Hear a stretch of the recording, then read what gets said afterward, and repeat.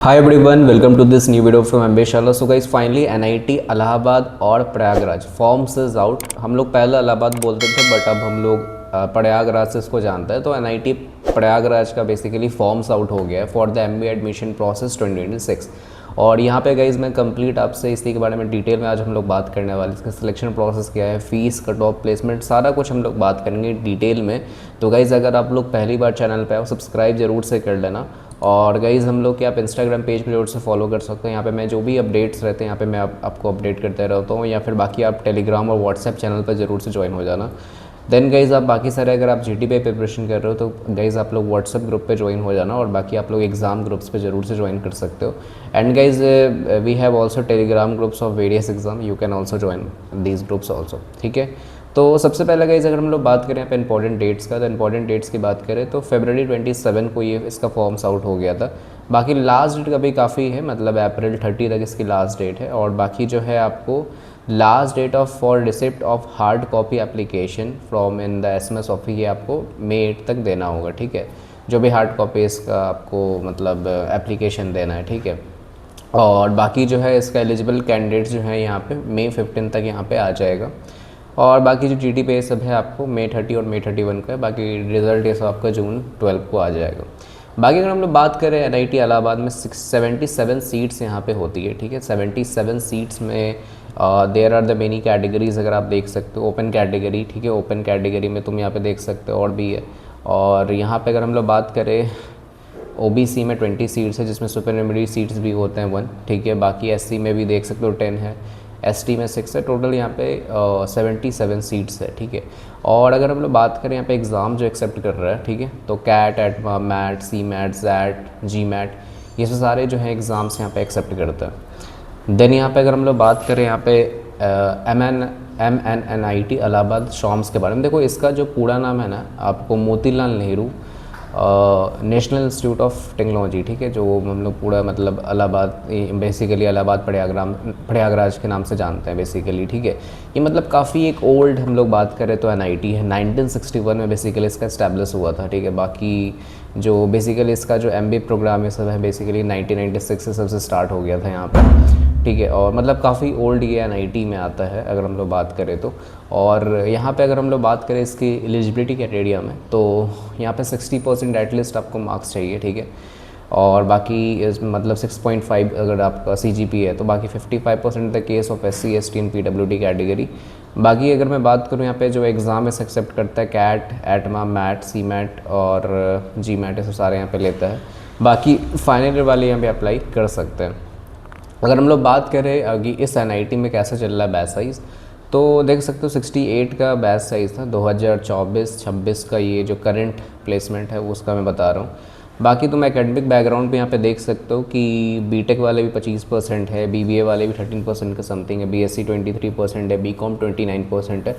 तो academic background भी काफ़ी आपको डाइवर्स देखने को मिलेगा। ऐसा नहीं कि बहुत ज़्यादा बीटेक वाले स्टूडेंट्स हैं, बहुत ज़्यादा आपको बीबीए वाले हैं। ठीक है, बाकी यहाँ पे मार्केटिंग वाले 51 है, और बाकी फ्रेशर्स सबसे ज़्यादा यहाँ पे 58 के समथिंग परसेंटेज यहाँ पे फ्रेशर्स हैं। बाकी यहाँ पे तुम हैंड्स ऑन एक्सपीरियंस भी देख सकते हो। यहाँ पे कई सारे सर्टिफिकेशन प्रोग्राम भी यहाँ पे होते हैं, और बाकी सारे यहाँ पे जो है पास्ट रिक्रूटर्स यहाँ पे दिए हुए कौन कौन यहाँ पे आए हुए हैं, जैसे फ्लिपकार्ट हो गया। ठीक है, ज़्यादातर तुम्हें बैंक्स यहाँ पे देखने को मिलती हैं। ठीक है, जैसे कि बैंक्स में भी कई सारे ICICI हो जाता है। ठीक है, और IDBI, फेडरल, ICICI सिक्योरिटीज़, ठीक है, इंश्योरेंस कंपनीज़ भी आती है। बाकी यहाँ पे सर्टिफिकेशन की बात करें तो अगर आप इस कॉलेज में ज्वाइन करते हो तो कई सारे आपको सर्टिफिकेशन प्रोग्राम भी कराए जाते हैं, जैसे power BI, Tableau, SQL, advance Excel, Jira, business analytics tools, ये सब कई सारे आपको यहाँ पे सर्टिफिकेशन प्रोग्राम्स आपको ऑफर किए जाते हैं। देन अगर हम लोग बात करें यहाँ पे सिलेक्शन प्रोसेस यहाँ पे क्या है, तो यहाँ पे सबसे पहले आपका जो भी कैंडिडेट यहाँ पे शॉर्टलिस्ट होते हैं तो उनको ग्रुप डिस्कशन एक्सटेम्परी होता है, उसके बाद आपका PI होता है। ठीक है, पर्सनल इंटरव्यू, उसके बाद आपका वेटेड परसेंटाइल स्कोर बनता है, कंपोजिट स्कोर जिसको हम लोग बोलते हैं। उसके बाद बेसिकली आपका जब फाइनल सिलेक्शन होता है, तो फाइनल सिलेक्शन में जब आपका एग्जामिनेशन का weightage, academic qualification, 10th 12th graduation का, उसके बाद वर्क एक्स और यहाँ पे GD और PI का मार्क्स यहाँ पे जुड़ते हैं। तो सिंपल से यहाँ पे सिलेक्शन प्रोसेस यहाँ पे रखा गया है। देन गाइज अगर हम लोग बात करें बस समर इंटर्नशिप का, तो देखो समर इंटर्नशिप गाइज मैंने अभी कुछ बता सकता हूँ कि समर इंटर्नशिप कैसे चल रहा है। देखो एनआईटी में बेसिकली समर इंटर्नशिप में बहुत ज़्यादा प्रॉब्लम्स होती है। कई सारे बच्चों को यहाँ पे सब इंटर्नशिप मिलता भी नहीं है। ये गाइस एनआईटी का बहुत ज़्यादा मतलब अभी बुरा हाल रहता है, ठीक है, बहुत सारे एनआईटीज़ का। तो गाइज़ मैं यही सजेशन करूँगा, अगर आप लोग फर्स्ट सेमेस्टर से ही आप लोग प्लीज़ इंटर्नशिप ये सब फाइंड करना खुद के, ठीक है, क्योंकि एनआईटीज़ में गाइज़ आपको प्लेसमेंट गाइज़ फुल नहीं हो पाती है, या फिर सब इंटर्नशिप में बहुत सारे प्रॉब्लम्स हो जाती है, कंपनीज उतने आते नहीं हैं, तो इसलिए यहाँ पे सब इंटर्नशिप का ऐसा कोई डेटा नहीं है, इसलिए गाइज़ मैं आपको यहाँ पहले ही आपको बता दिया हूँ, ठीक है। देन गाइज़ मैं प्लेसमेंट की बात करूँ तो प्लेसमेंट देखो गाइज़ ये काफ़ी पुराना है, मतलब 2022 का ये बेसिकली डेटा मैं बता रहा हूँ, ऐसा कोई करंट डेटा तो भी आया नहीं था।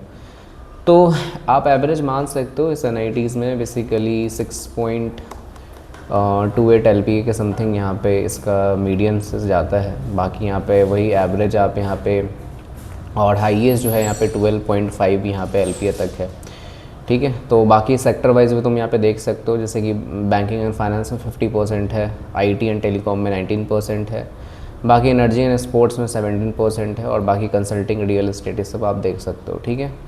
तो सिंपल सा अगर मैं बात करूँ तो मार्केटिंग ये सब में जाना है, थोड़े बहुत फाइनेंस सब के रोल्स हैं। देखो बेसिकली इसका जो फाइनेंस एंड बैंकिंग, फाइनेंस और बैंकिंग का रहता है ना, वो सिंपली मार्केटिंग के रिलेटेड ही रहता है। आपको बेसिकली जो भी बैंक सब में जो इनिशियल लेवल पे वर्क्स होते हैं वो सब मार्केटिंग रिलेटेड ही रहते हैं, ठीक है। बाकी ये सब सारे जो हैं प्लेसमेंट ओवर्स ईयर्स हैं बताए गए हैं कैसा यहाँ पे चल रहा है, और कुछ प्लेसमेंट स्टैट्स भी बताएंगे किस लास्ट 5 ईयर से कितने हम लोग गए हुए हैं, ठीक है। और ये सब सारे जो हैं आपको कंपनीज़ के बारे में बताया, कौन कौन से का सारे कंपनी, जैसे बर्जर, बाईजूस, एक्सिस बैंक हो, ज़्यादातर आपको बैंक्स देखेंगे, फेडरल बैंक, वोडाफोन हो गया, उज्जीवन हो जाता है, बिग बास्केट, EY, विप्रो, ठीक है, एक्सेंचर। तो ये सब सारे जो हैं आपको कंपनीज़ के बारे में यहाँ पे बताई गई है।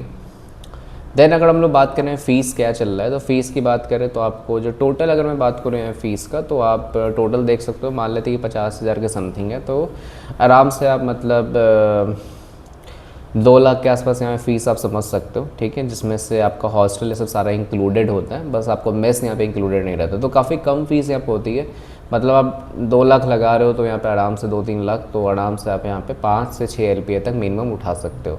फॉर्म फीस की बात करें तो 1200 फॉर्म फीस है, और SC ST PWD के लिए यहाँ पे 600 ही सिर्फ यहाँ पे फॉर्म फीस रहता है।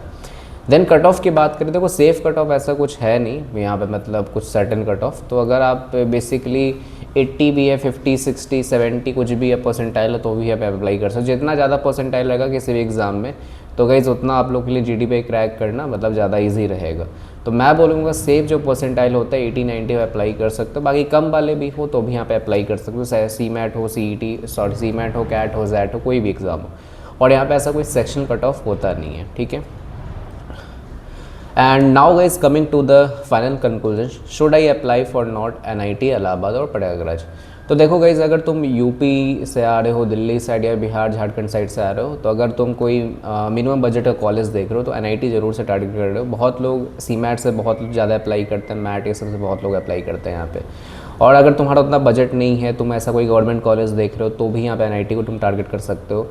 अगर तुम्हारा एक्सपेक्टेशन 5 to 6 LPA तक का है तो डेफिनेटली गाइस इस कॉलेज टारगेट कर सकते हो। हाँ, थोड़े बहुत प्लेसमेंट में प्रॉब्लम्स होती हैं NITs में खासकर गाइस, ठीक है, क्योंकि उतने ज़्यादा कंपनीज आ नहीं पाते हैं। जो भी कंपनी थोड़े बहुत बड़े भी आते हैं तो वो ज़्यादा बच्चों को हायर नहीं करती है, 3, 4, 5 बच्चों तक को हायर करती है।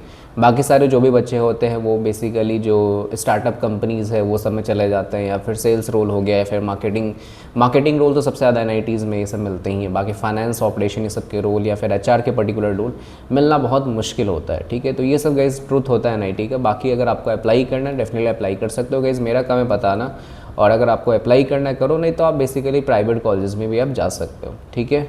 तो आई होप कि गाइस वीडियो काफ़ी हेल्पफुल लगा होगा। तो हेल्पफुल लगे तो प्लीज़ चैनल सब्सक्राइब कर देना, वीडियो को जरूर से लाइक करना। तो चलो गाइस, फिर हम लोग मिलते हैं नेक्स्ट वीडियो में। Thank you for watching this video, bye bye.